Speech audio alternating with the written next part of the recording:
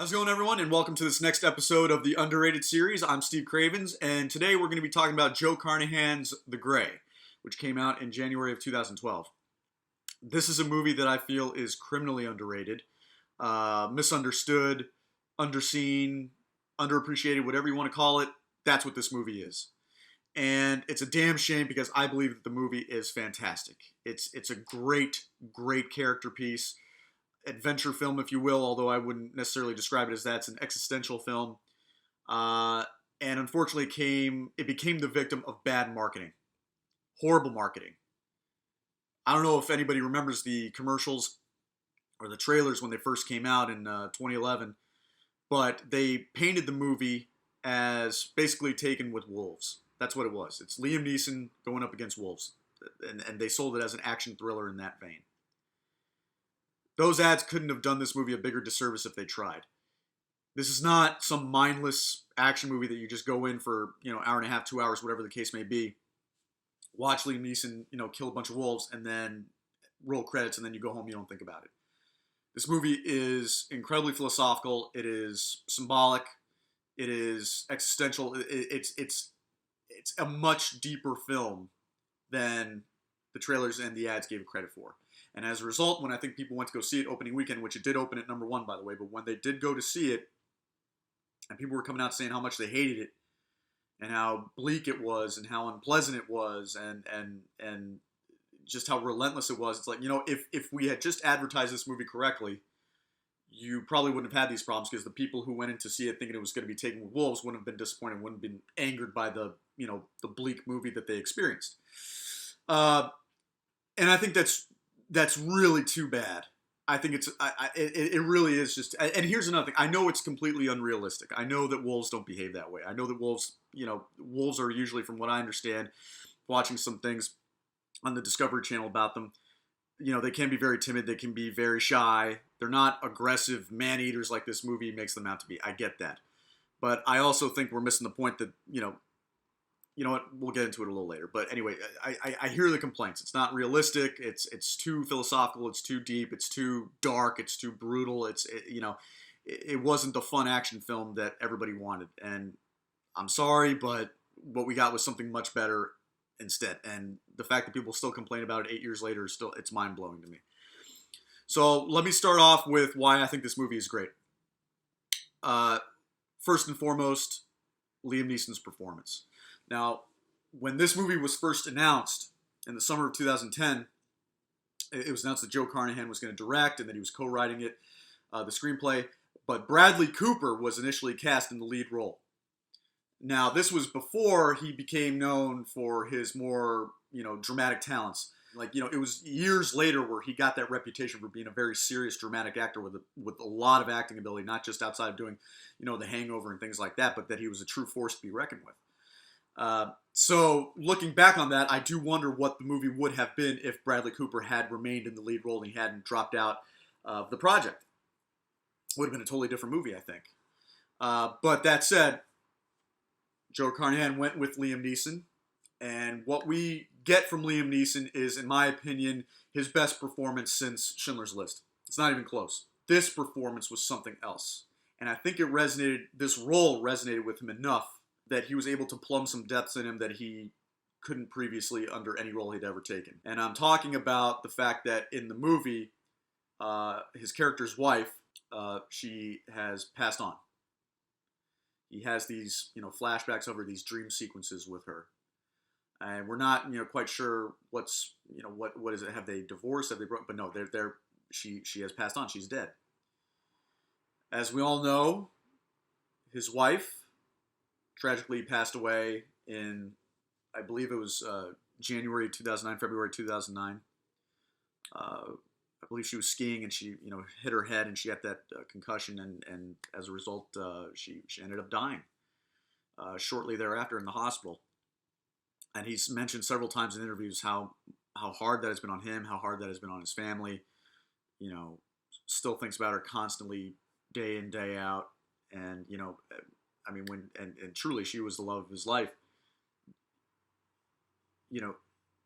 He has mentioned that the a lot of the reasons why he has done these action movies like, Nonstop or Unknown or, Taken 2, 3, like whatever. And he said that the reason why he was doing that was because it helped take his mind off the pain of what he was going through when, Natasha Richardson passed away.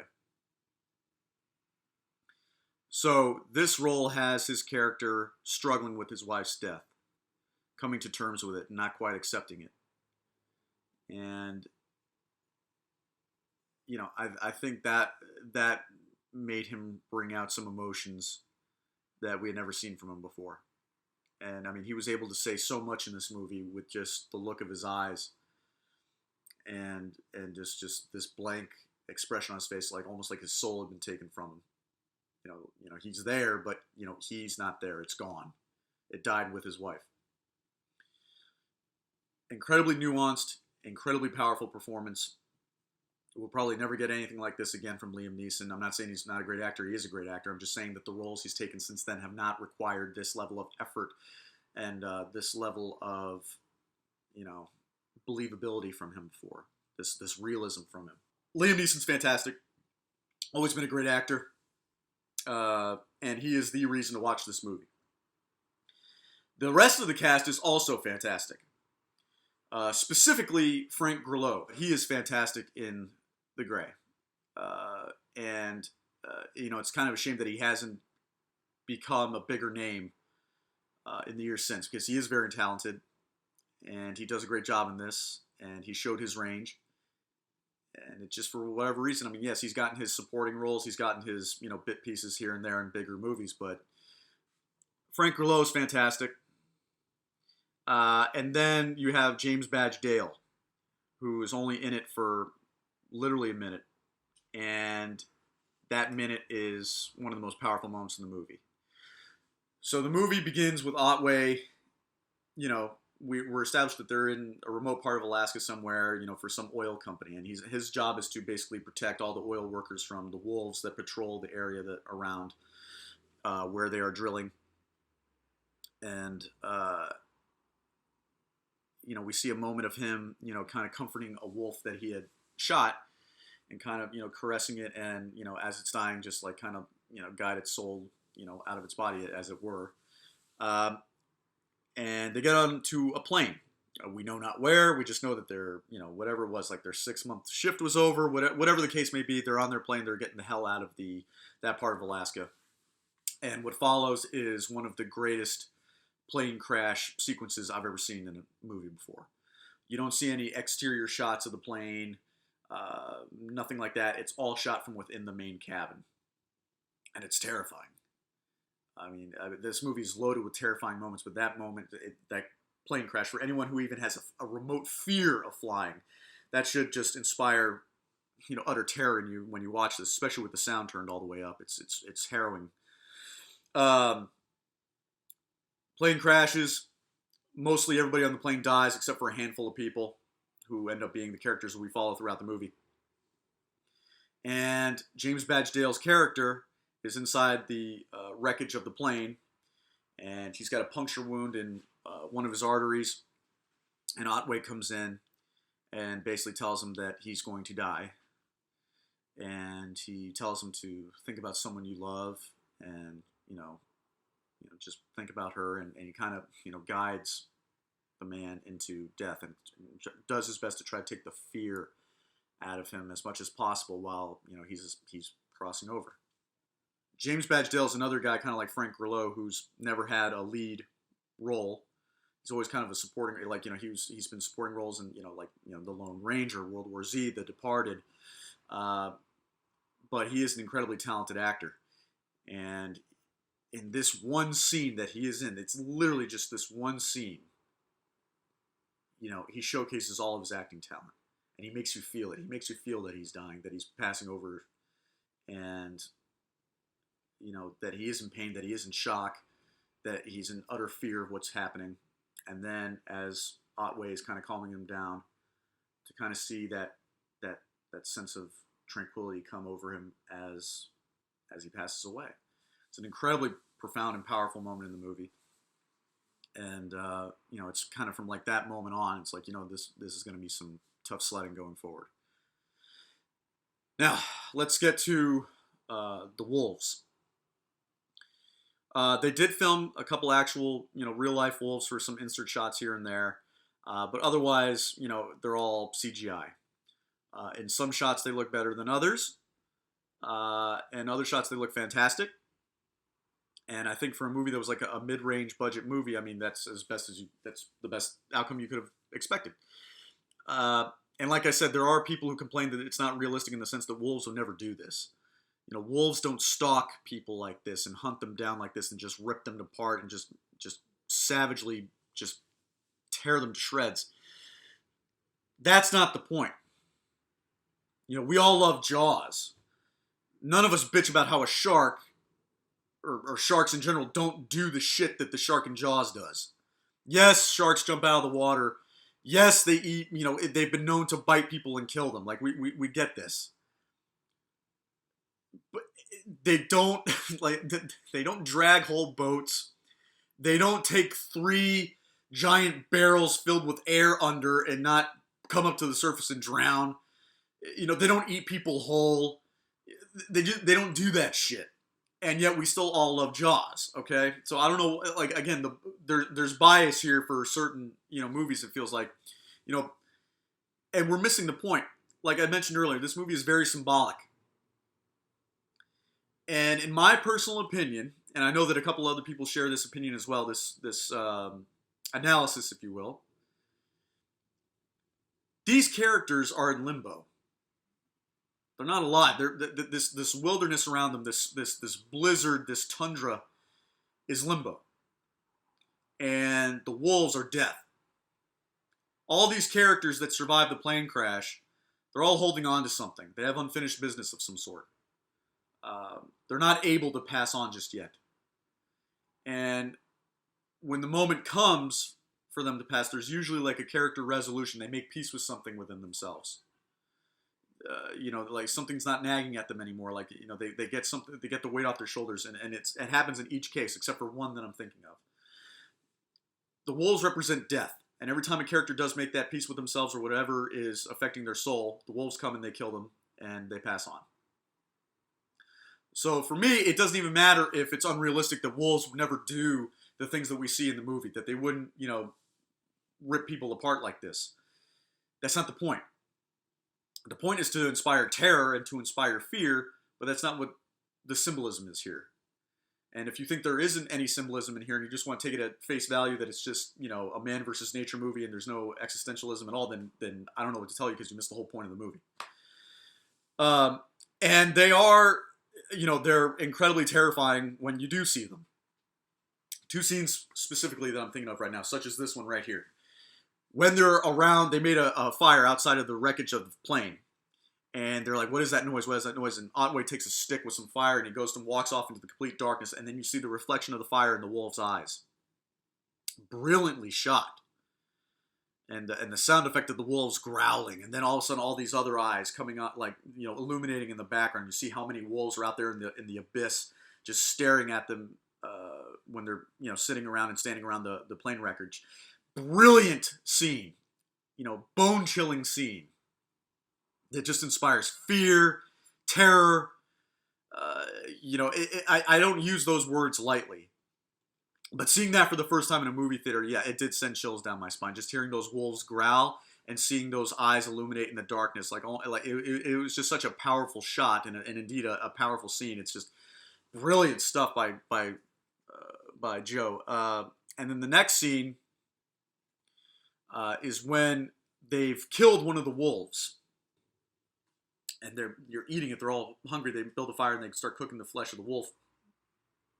And then they hear the other wolves, the alphas, the omegas, whatever you want to call them, as they call them in the movie. And Frank Grillo's character takes a knife, saws off the wolf's head from the bone, and takes the head and kind of chucks it off into the darkness of the woods, and then everything goes quiet. And then you hear all the wolves in unison just start howling into the night. And it is, it's one of those moments too where you don't see them. All you see is like the steam coming from their mouths as they're howling into the night in the woods in the distance. And again, it's spine tingling. I mean, it's incredibly, it just gives you goosebumps. It's just damn good filmmaking, and it makes you feel the fear that the characters feel. To know these wolves aren't to be fucked with, and they're gonna fuck with you. Like Otway says, you fuck with us, we'll fuck with you. Yeah, well, you can fuck with them all you want. The simple fact is, there's more of them than you, and they're doing a lot better job of picking you guys off one by one than you are of them. So, two great moments with the wolves, and then there is the issue of the characters' deaths in this movie. One of the things about movies that I tend to criticize a lot is that in a lot of, it doesn't even matter if it's a drama, horror, action, whatever the case may be, you rarely, or I'll speak for myself, I rarely feel the severity of a character's death. It's like either the actor is not selling it well, the director is not filming it well, the sound is off, the music is not appropriate for the scene. I haven't related to the character enough in order for me to care that much or be emotionally affected by it.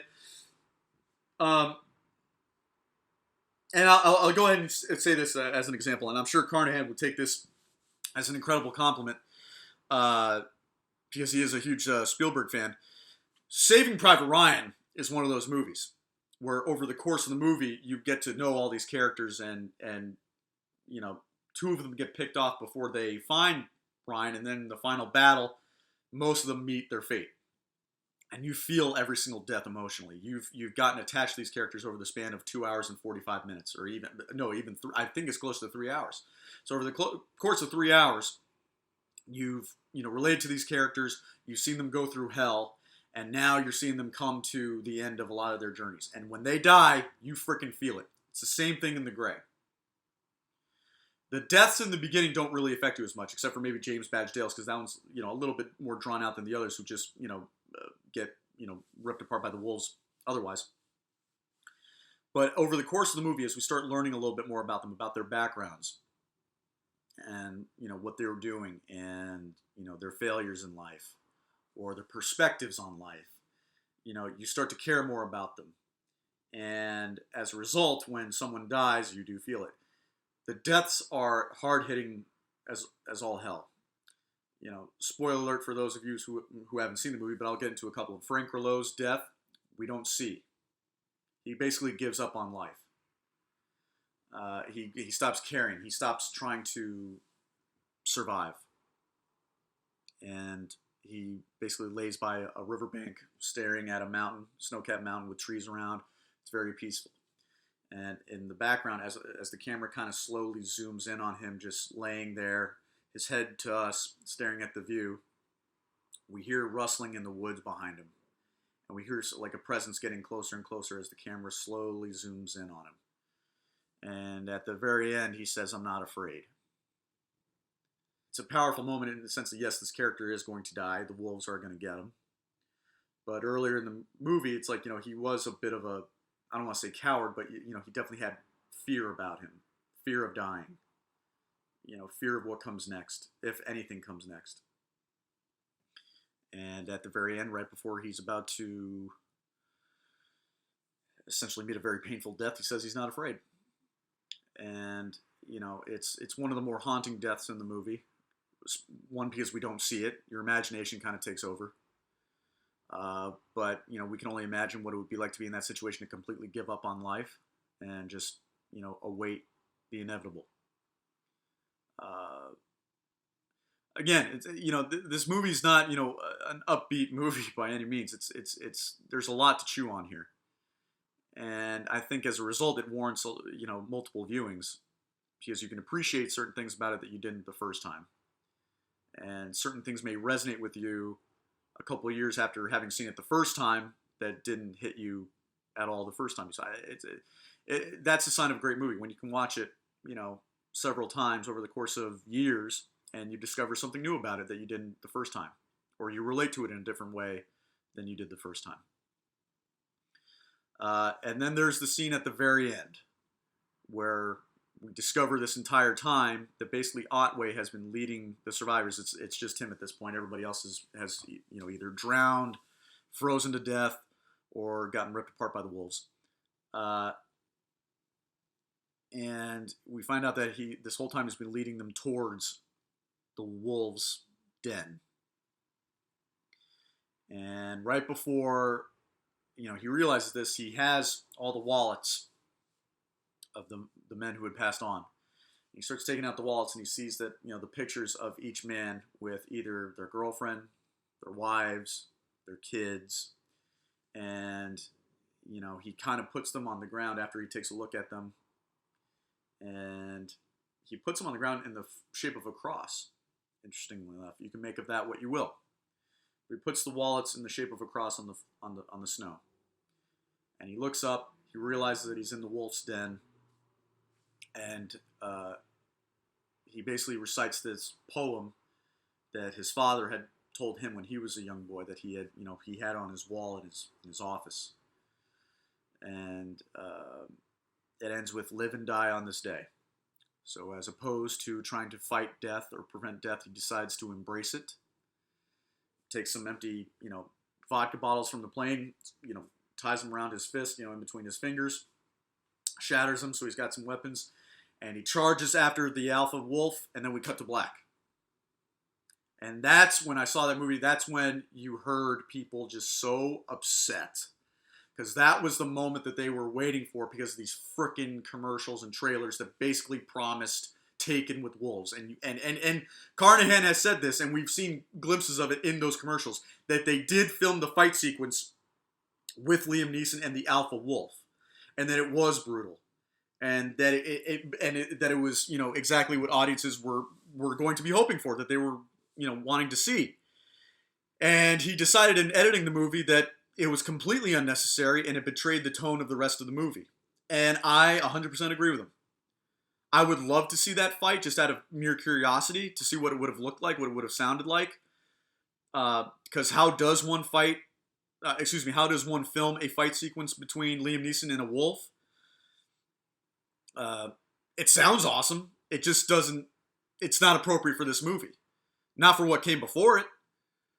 It would have cheapened everything that came before it. Every single emotion and every single emotional hit that you had, it just would have come off as cartoonish, and just, if you thought the rest of the movie was unbelievable or unrealistic, I mean, what the hell would this have done? It just would have completely taken you out of the movie. For those of us who did think the movie was realistic and believable, and were buying into what the movie was telling us, I mean, I'm relieved that he didn't use that. Despite the public wanting that, because that's what they were promised with the ads. So again, incredibly existential movie. Deals with life, meaning of life, the meaning of death, what comes after death, accepting death as an inevitability, making peace with whatever demons you may have in this life. It's brilliant, brilliantly shot, well written. The acting is top notch from everyone, but especially Liam Neeson. And nothing Joe Carnahan did before The Grey could have prepared you for what he did here. I enjoyed Narc. Smoking Aces was fine. The A-Team was entertaining. Nothing could have prepared us for what Joe Carnahan gave us with The Grey. The depth that he showed, the emotional maturity, the themes that he was, experimenting with, exploring, his shot selection, it was just a work of a filmmaker that I didn't know existed in the previous movies. So that was an incredible surprise, and I'm very disappointed that Carnahan has not directed more in the years since. I mean, I saw Stretch, and Stretch is basically, in the vein of the A-Team and Smoking Aces. He's doing his best, Guy Ritchie,